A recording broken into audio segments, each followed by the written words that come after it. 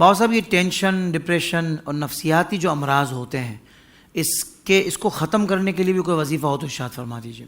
حافظ صاحب اس کے پہلے اسباب تلاش کیے جائیں۔ اچھا کسی بھی مرض کو علاج کے لیے اس کا سبب بھی دریافت ہو جائے نا، تو ٹینشن کس وجہ سے ہو رہی ہے تو اس ٹینشن کا حل نکالا جائے۔ ویسے تو وظائف بہت سارے ہیں کہ سکون قلب کے لیے، ٹینشنوں سے بچنے کے لیے بہت وظیفے ہیں، مگر سبب پتہ چل جائے نا۔ اب بعض موجودہ صورتحال میں پریشانیاں اتنی ہیں ہر شخص پہ کہ وہ معاشی تنگ دستی ہے تو گھر والے پریشان کر رہے ہیں کہ بچوں کے کپڑے، بیوی کے کپڑے، فلاں خرچے یقینی طور پہ یہ ہوتے ہیں، مگر ان کے اسباب اب کوئی اس طرح پریشان ہے اور ٹینشنوں میں رب کی رحمت سے امیدیں تو رکھنی چاہیے کہ رب ہی الحمدللہ ہمارے لیے اسباب بنائے گا، مگر اس کی جو ٹینشنیں انسان کو آ جاتی ہیں، پریشانی ایک دم ڈپریشن میں آ جاتا ہے، تو اس کے لیے بہترین وظیفہ جو ہے وہ ہے لا حول ولا قوت الا باللہ العلی العظیم۔